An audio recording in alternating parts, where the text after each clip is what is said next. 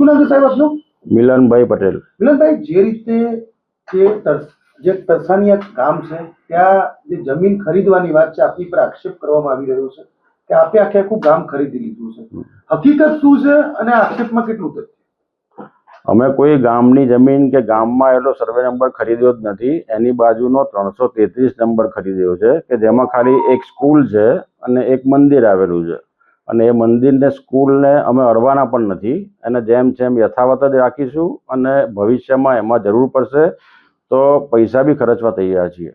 જે રીતે બીજો એક આક્ષેપ કરવામાં આવ્યો કે આ જમીન શ્રી સરકાર થઈ હતી 1976માં અને એ એન્ટ્રી થઈ નથી, તો એ બાબતે આપની શું પ્રતિક્રિયા? એ એન્ટ્રીની અમને એકચ્યુઅલી ખબર નથી. જ્યારે અમે દસ્તાવેજ કરાવ્યો હતો ત્યારે અમારા જાણમાં નથી, કારણ કે એની ક્યાંય કોઈ જગ્યાએ રેકોર્ડમાં એનો ઉલ્લેખ નહોતો. એટલે આ જે ગામ છે એ ગામ કયા સર્વે નંબરમાં છે અને આપણે જે જમીન ખરીદી એમાં કઈ કઈ પ્રોપર્ટી આવે છે?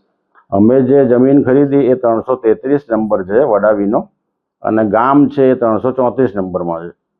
તમારી 333 નંબરમાં કઈ કઈ પ્રોપર્ટી આવે છે? ગામનું શું શું આવે છે એમાં?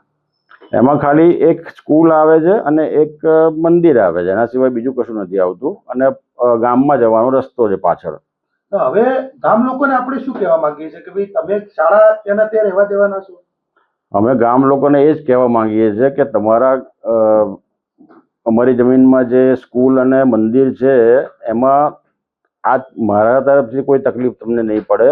ઉલટું તમારે જરૂર પડશે ત્યાં અમે ઊભા રહીશું, અને તમારી બાજુમાં જે તમારા મકાનો થયા છે એ નંબરમાં અમારે કોઈ લેવા દેવા નથી. આક્ષેપ કરવામાં આવે છે કે આ બોગસ દસ્તાવેજ થયો હોય એના પ્રકારના આક્ષેપ છે. ખરેખર આમાં તથ્ય કેટલું છે? આમાં કોઈ અને આ આક્ષેપ કેમ કરી રહ્યા છે લોકો? આક્ષેપ કેમ કરી રહ્યા છે એ કારણ નથી, પણ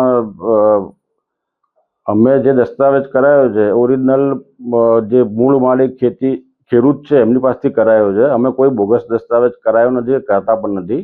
એટલે જે કર્યું છે બધું કાગળ ઉપર ચોખ્ખું છે અને ઓન પેપર જે હતું એ પ્રમાણે જ કરેલું છે સરકારી નિયમો અનુસાર. આપ શાળાની જે વાત છે તો આપને ખબર હતી કે આ જમીનમાં શાળા છે, મંદિર છે, એવી કોઈ આઈડિયા હતો આપને પહેલાથી? હા, અમને થોડો ઘણો આઈડિયા હતો, પણ અમારે એની જોડે કોઈ નિસ્બત હતી નહીં, કારણ કે અમારે એ બધું રવા જ દેવાનું હતું અને જેમ છે એમ જ રહેશે ભવિષ્યમાં પણ.